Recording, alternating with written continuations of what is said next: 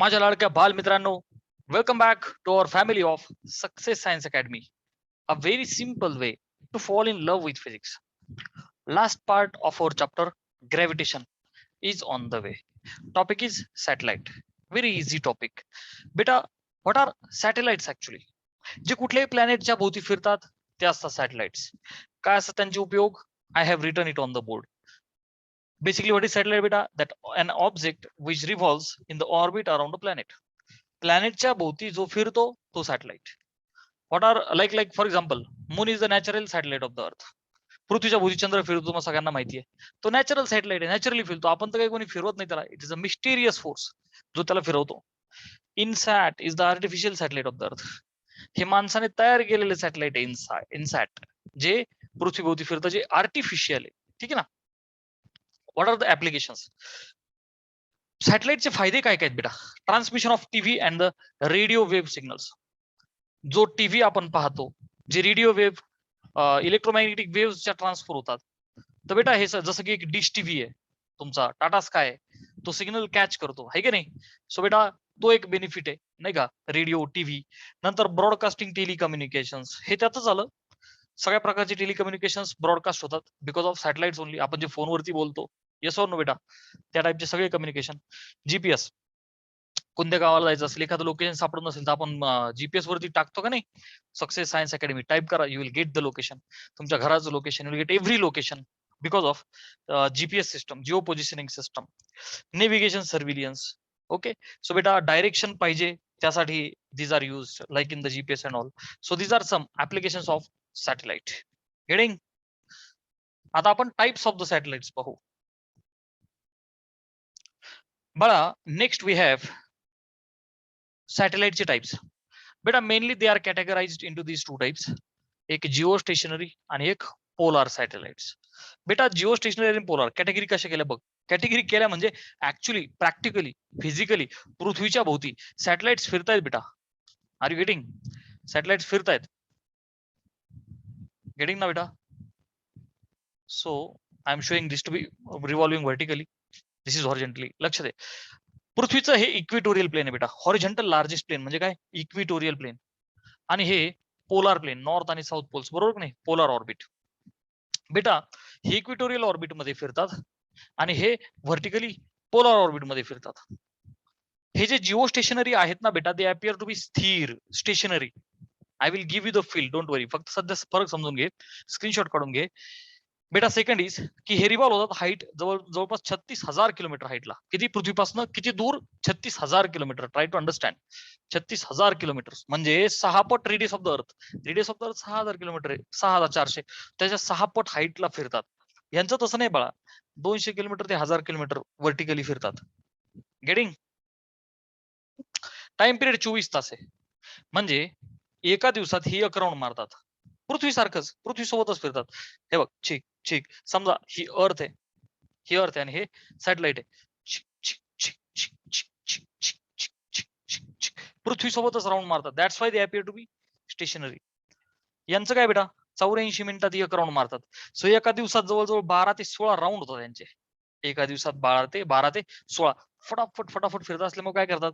हे फिरत फिरत चिक चिक चिक चिक चिक strip strip strip strip strip strip strip सगळ्या कॅप्चर करतात. दन दन.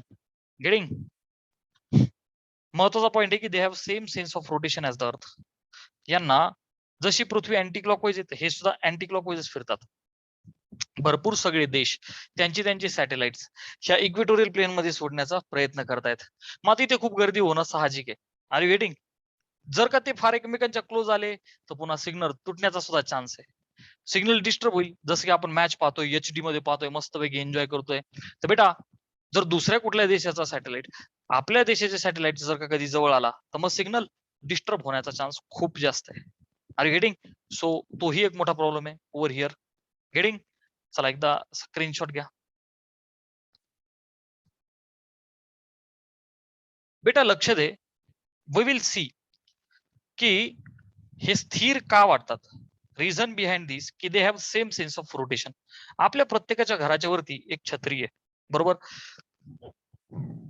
टीव्ही वगैरे आपण पाहतो. तर बाळा सपोज हा वरती सॅटेलाइट आहे, ओके, ही आपली मदर अर्थ आहे. आणि हे आपलं एखादं घर आहे ज्या घराच्या वरती हा तुमचा ही तुमची डिश आहे. गेटिंग व्हॉट हॅपन्स बेटा, हे जे सॅटेलाइट आहे ना, your dish is capturing the signal. आता होतं काय बाळा, लक्ष दे की जेव्हा अर्थ फिरते बघ, ही अर्थ अर्थ गोल गोल फिरणार आहे anti clock. It is assumed की बाबा आपली जी अर्थ आहे, mother earth is revolving angular velocity omega in the anti clockwise sense. बाहेरून पाहिलं तर काय दिसतं की ही अँटी क्लॉकवाईज अशी फिरतीये. तर बेटा हा जो जिओ स्टेशनरी सॅटेलाइट आहे बरं का, हा पृथ्वीच्या भोवती फिरतो. पृथ्वीच्या सरफेसवरती हा जर का डिश, थोडा फील घ्या, आता मी ते वरतून दाखवतो अशा पद्धतीने, आहे की नाही. हा हा अख्खाच्या अख्खा 3D सरफेस आहे ना पृथ्वीचा, बोर्डवरती तर दाखवू शकत नाही ना. सो 2D मी असं दाखवण्याचा प्लॅन केला. सो बेटा समजा आपण सरफेसवरती आपण सॅटेलाइटकडे पाहतोय असा सिग्नल, तर आपण पृथ्वीसोबत फिरत राहणार की नाही. सिमिलरली डिश पृथ्वीसोबत फिरत राहील आणि हा सॅटेलाइट सुद्धा तसाच फिरत राहील. Are you able to understand this? Satellite असा फिरतोय तर होईल काय, होईल काय की तो स्थिरच वाटणार आहे. समजा तुम्ही आणि मी एकाच बसमध्ये बसलेले असू, आपण एकमेकांना स्थिर वाटणार आहे. कारण ज्या स्पीडने बस चालली आहे त्या स्पीडने तुम्ही चालला, ज्या स्पीडने बस चालली त्या स्पीडने मी चाललोय. R you getting? सो ज्या स्पीडने अर्थ फिरतीये त्याच स्पीडने हा जिओ स्टेशनरी सॅटेलाइट फिरतोय. Look over here, time period 24 तास. पृथ्वी सुद्धा 24 तासात स्वतः भोवती ग्राउंड मारते. Are you getting why they appear स्थिर किंवा stationary? This was the important point about this. So beta, this is the question from NEET 2019 we are having. First question, time period of geostationary satellite is 24 तास. आपल्याला माहिती आहे, माहित पाहिजे की तो 24 तासच असतो. ठीक आहे, अच्छा यांनी दिला असा. At the height of 6 RE, where RE is the radius of the earth. किती हाईटला रे बाळा? 6 RE, 6 times radius of the earth. म्हणजे ऍक्च्युअल हाईट किती झाली त्याची? हे बघ जरा डायग्राम कडे आपण. बेटा समजा ही आपली अर्थ आहे, तर हा जो सॅटेलाइट आहे तो इथे आहे. किती हाईटला? 6 पट height of the radius of the अर्थ. बेटा आर ला सफिक्स त्यांनी ई लावला, आपण पण लावू. हा एवढ्या हाईटला बेटा 6 times radius of the earth. म्हणजे टोटल हाईट किती झाली? 7 times radius of the earth. कळलं? Time period of the another satellite, दुसरा एक ज्याची height 2.5 RE from the surface of the earth. दुसरा एक सॅटेलाइट आहे ज्याची हाईट, समजा दुसरा एक सॅटेलाइट इथे आहे बरं का, याची हाईट किती आहे बेटा? 2.5 टाइम्स RE.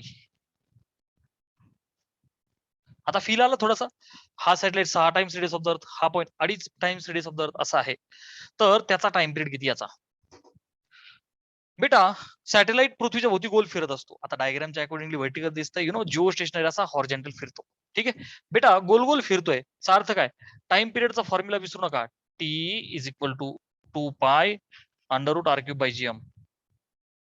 कळतं बेटा? सॅटेलाइट साठी काही वेगळा फॉर्म्युला नाहीये. आता इथून बघ, 2 पाय कॉन्स्टंट आहे, G कॉन्स्टंट आहे, M कॉन्स्टंट आहे. कारण की M is the mass of the अर्थ, M is the mass of the अर्थ विच इज कॉन्स्टंट. प्लॅनेट बदललं तर मास बदललं असतं. दॅट्स वाय बेटा प्लॅनेटच्या बाबतीत, सॅटेलाइटच्या बाबतीत नेहमी लक्षात ठेव, T is directly proportional to square root of R cube. बेटा तू स्क्वेअरिंग करशील तर स्क्वेअरिंग केल्यानंतर काय होईल बाळा? T चा square will be proportional to square root गायब होईल R क्यूब. कळलं? ही झाली कन्सेप्ट, ही झाली कन्सेप्ट. आता तुला काय पाहिजे? अनदर सॅटेलाइट, दुसरं सॅटेलाइट. याला आपण म्हणू पहिलं सॅटेलाइट आणि बच्चा याला आपण म्हणू दुसरं सॅटेलाइट. ठीक आहे ना? दुसऱ्या सॅटेलाइटचा जो टाइम पिरियड आहे त्याला आपण म्हणू T2, पहिल्याचा T1. जो पाहिजे त्याला वरती लिहिलं फक्त. बघा T2 भागिले T1, परंतु स्क्वेअर ना बाळा, ह्यांचा काय कर? Square is equal to direct proportional आहे. म्हणजे 1 च्या समोर 1, 2 च्या समोर 2. सो 2 च्या समोर 2 ची रेडियस R2, 1 च्या समोर 1 ची रेडियस, आणि ब्रॅकेटचा काय रे बेटा? क्यूब. Very easy. प्रोपोर्शनली मांडायचं कळलं बेटा? Yes. This is equal to बेटा R2. सेकंडचा R is the distance from centre of the earth. Always नीट लक्षात ठेव, सरफेस पासून नाही, सेंटर पासून. Distance is always from centre of the earth. मग आता R2 याचं किती होईल बेटा? हे 2.5 RE मध्ये 1 RE टाक, 3.5 RE. अरे 1 अधिक 2.5 किती झाले? 3.5 RE. दुसऱ्याच किती झालं बच्चा? 3.5 RE भागिले पहिल्याचं काय होईल बेटा? 1 RE अधिक 6, 7 RE. 7 times radius of the अर्थ. क्लिअर बेटा? ब्रॅकेटचा क्यूब, ह्या RE ला RE कॅन्सल, वर 3.5 आहे, खाली 7 आहे, म्हणजेच काय रे बेटा? 1/2 ब्रॅकेटचा क्यूब. म्हणजेच काय रे बेटा, एकाचा क्यूब 1 आणि दोनाचा 8. गेटिंग? इथं काय रे बेटा, T2 बाय T1 ब्रॅकेटचा square. So T2 by T1 काय येईल रे, स्क्वेअर रूट घे ना, 1 अपॉन रूट ऑफ 8. अरे एकाच एकच आहे ना, 1 upon root of 8 T2 by T1. So बेटा T2 विल बी, भागिलेचा T1 वरती जाईल आणि हा जो रूट 8 आहे याला मी 2 रूट 2 लिहू का? नाही का आलं. मी 8 ला असं लिहू का बेटा, 4 गुणिले 2 रूट मध्ये 4 गुणिले 2, 4 स्क्वेअर रूटच्या बाहेर आला तर त्याला मी असं लिहू का बेटा, हा जो T1 आहे बरं का, time period of the Jio station 24 तास. हा जो पहिला आहे याचा टाइम पिरियड किती आहे, 24 तास. सो T1 ला 24 टाकतो, भागिले 4 मधून 2 बाहेर आला 2 रूट 2. कळतंय, 4 चं रूट 2 आहे, बाहेर आलं रूट 2 राहिला आतमध्ये. बेटा 2 ने भाग दे 12 भागिले रूट 2. 12 अपॉन रूट 2 ऑप्शन आहे का? नाहीये. हे याला टिक नको करू. मग आता एक काम करू ना आपण 12 भागिले रूट 2 बर का, इनटू रूट 2 भागिले रूट 2 असं सिम्प्लिफाय करू.